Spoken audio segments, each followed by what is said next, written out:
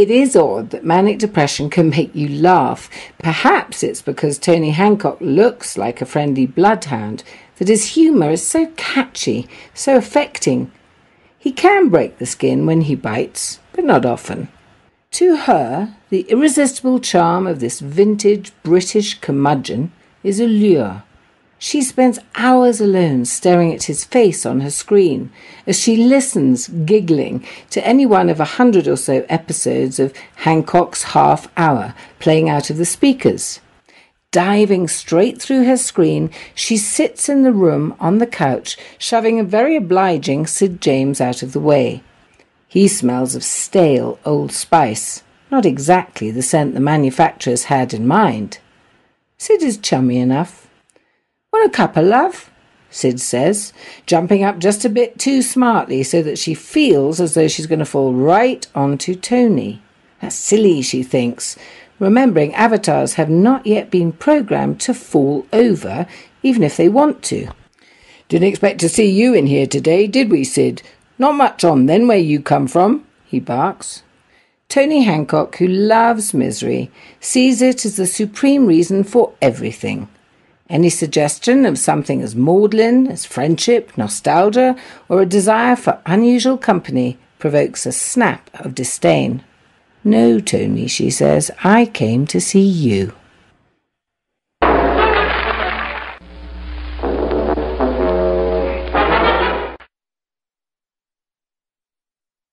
The sofa has those lace doily things over the armrests, she notices.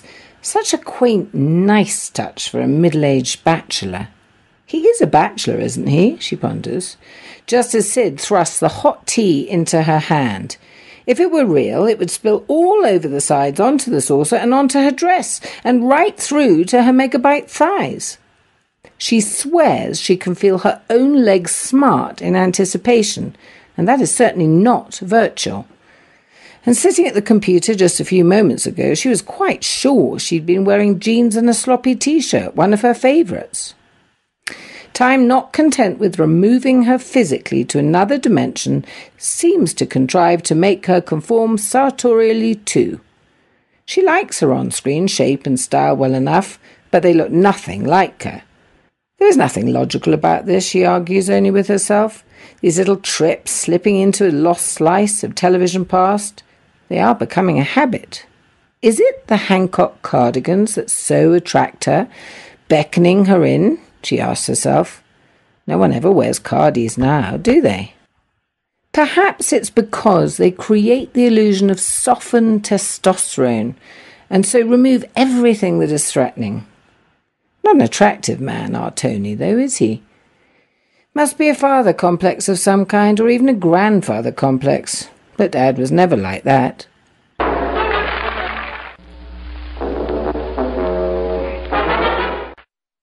It was in the early 60s, and she'd been playing outside in her socks, bare naked from the ankles up, having stripped off every other item of clothing.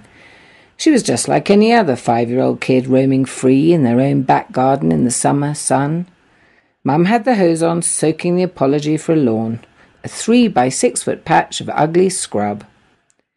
The semi stood in hostile silence, with its Siamese twin looming above her as she toddled in and out of the spray, shrieking with delight.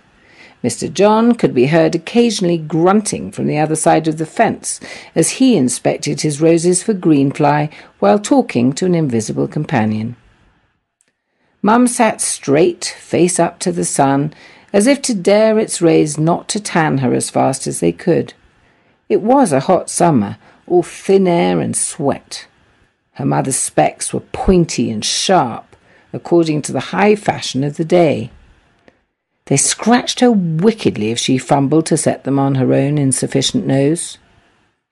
The deck chair, too, that was another monster to be fought in her make-believe jungle. It could eat your fingers, and if you were not very careful, you could fall right through to the deep, deep sea if you did not sit just so. It was getting cool, and the sun was giving up its attempt to stay high in the sky when Dad came home. "Jill, I'm going," he said. With that, he was gone, never to be seen again.